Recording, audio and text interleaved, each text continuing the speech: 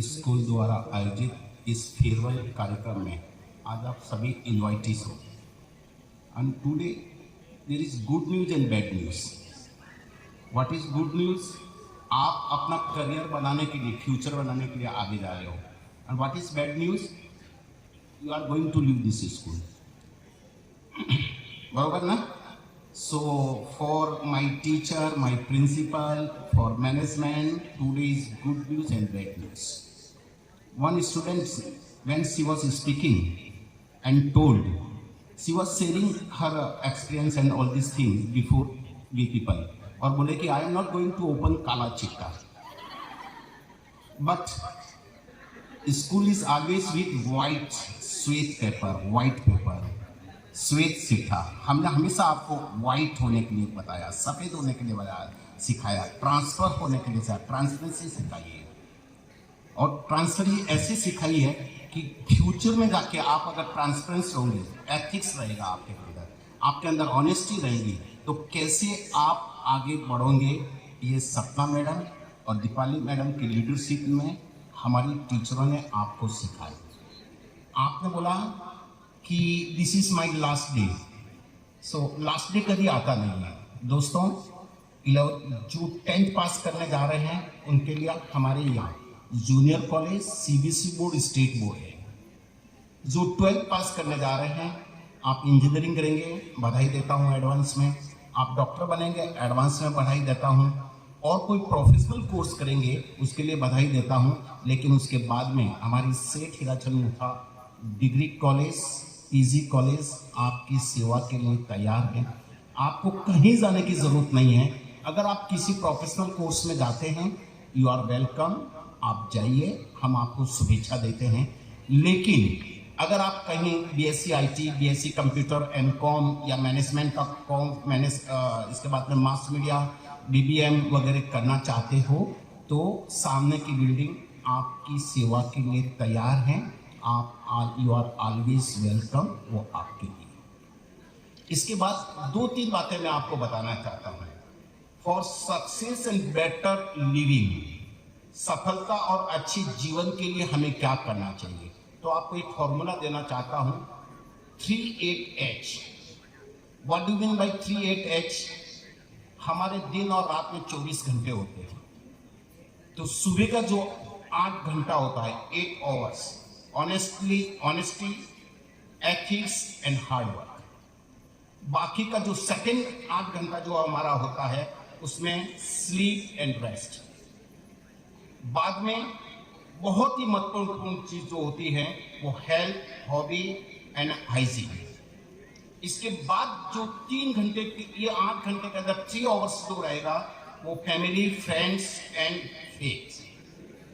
अगर ये चीज आपके पास रही तो दुनिया के अंदर कोई ताकत नहीं है कि जो आपको रोक सके। बड़ा अच्छा लगा, Anvesha madam chartered account trustee ने कहा कि आप बहुत अच्छे लग रहे हो। दीपाली मैडम ने कहा बहुत अच्छे लग रहे हो साड़ी के अंदर और ब्लेजर में। मैं चाहता हूं कि ये ब्लेजर आपके शरीर पे हमेशा रहे। आप ऐसा पढ़ लिख के अधिकारी बने, ऐसे कॉर्पोरेट हाउस में नंबर 1 और नंबर 2 पे काम करें कि ये ब्लेजर हमेशा आपके शरीर पे रहेगा, आपकी बॉडी पे रहेगा और अच्छा दिखेगा। वो अच्छा नहीं लगेगा, कहीं क्लर्क बन के काम करोगे, कहीं बाबू बन के काम करोगे। मैं चाहता हूँ कि सेठ हीराचंद मुथा स्कूल का हर विद्यार्थी एक आइकॉन बने। जहां भी जाओगे आप अपने नॉलेज के द्वारा वहां से पहचाने जाओगे और बाद में आपको पूछेगा कि आप कौन सी स्कूल से पढ़े हो, तो मुझे लगता है कि आप बड़े इज्जत के साथ नाम लोगे कि मैं सेठ हीराचंद मुथा स्कूल में पढ़ा हूँ, वहाँ का विद्यार्थी हूँ। और सपना मैडम, और जैसे जैसे आपने टीचरों के लिए बहुत अच्छा बोला, और सच में अच्छा टीचर करती है, इसमें कोई दोहराए नहीं है। आप उनका बोला तो आप उनका इज्जत से नाम लोगे।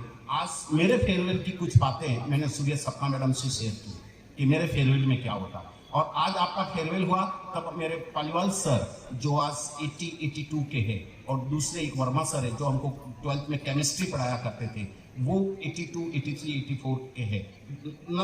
लंबी एक सीरीज थी, लंबी एक नंबर ऑफ टीचर्स थे, सबकी डेथ हो चुकी है, सिर्फ 2 टीचर है।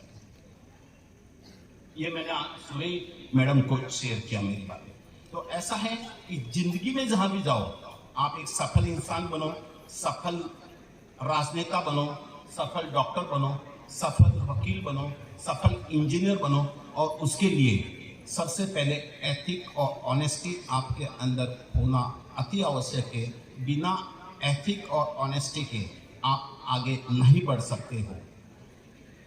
Every morning when sun rises, the slowest loin has run faster than deer to see the evening. The slowest deer has to run faster than loin to see the evening. अर्थ हमारी दौड़ प्रामाणिक और नैतिक होनी चाहिए, और वही मैंने नैतिकता की बात आपसे कही, ऑनेस्टी की बात कही और ईमानदारी की बात कही।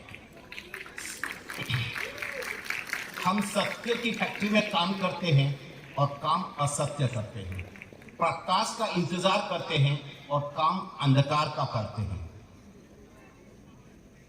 आप हजारों का सहारा बन के रहते हो, लेकिन नैतिकता छोड़ दोगे तो ये आदरवाड़ी जेल के अंदर जेलर का कपड़ा पहन के किसी का सहारा बन के नहीं रहोगे, अकेले रहोगे, तो वो जिंदगी का क्या फायदा।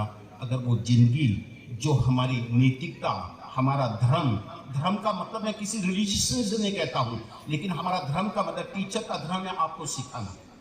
आपका धर्म क्या होता है, टीचर आपको सिखाती है, तो आप उसका रिजल्ट दीजिए, आप कुछ बन के बताइए, आप कुछ ऐसा काम करके बताइए जिसे कल आप कहीं भी होंगे लेकिन हमारी ये टीचर नाज से कह सके कि वो हमारा स्टूडेंट था।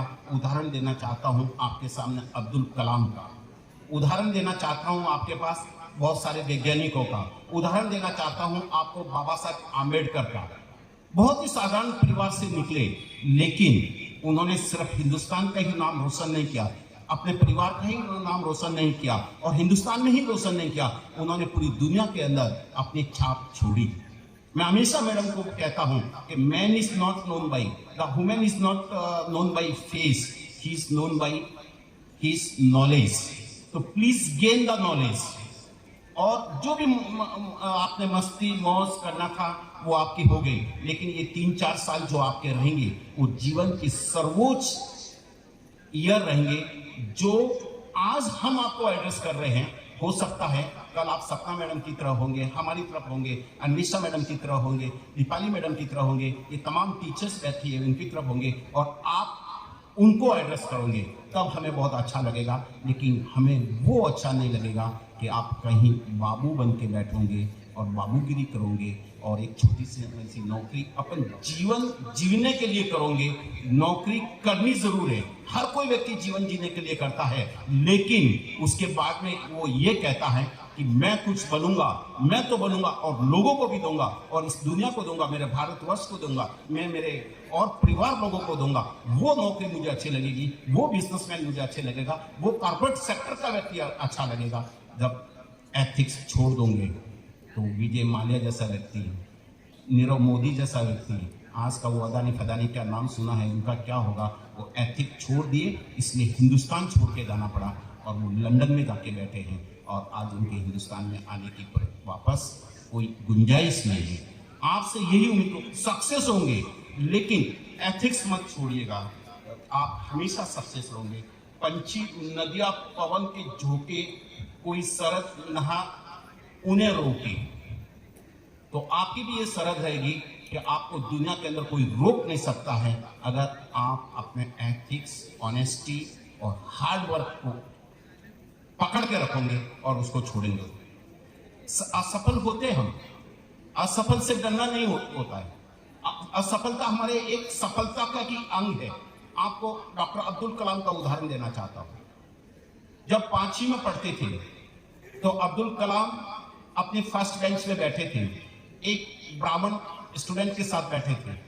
एक सर आए, गुरुजी आए, और उन्होंने कहा कि आप मुस्लिम हो, आप आगे नहीं बैठ सकते हैं, आपको पीछे की सीट पे बैठना पड़ेगा, पीछे की बेंच पे बैठना पड़ेगा।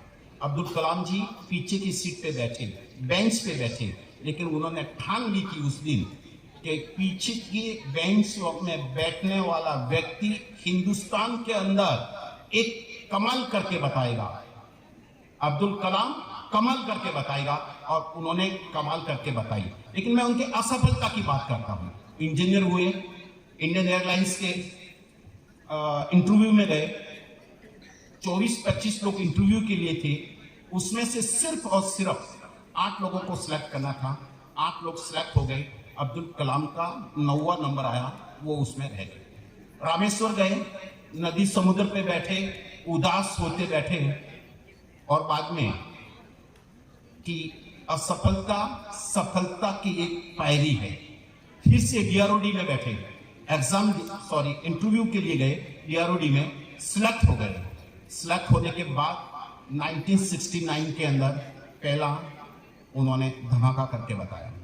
उसके बाद अग्नि और पृथ्वी मिसाइल करके बताई।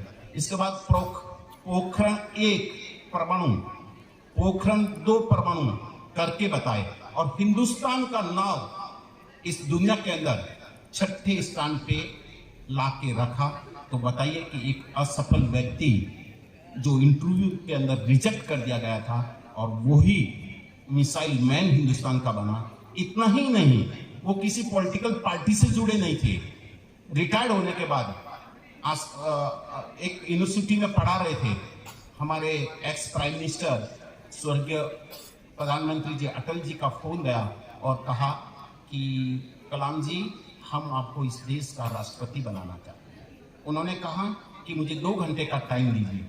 अटल जी से कहा कि आपकी विनती को मैं मान लेता हूं, लेकिन मेरा कुछ प्लान है, वो आपको आपके सामने रखना पड़ेगा।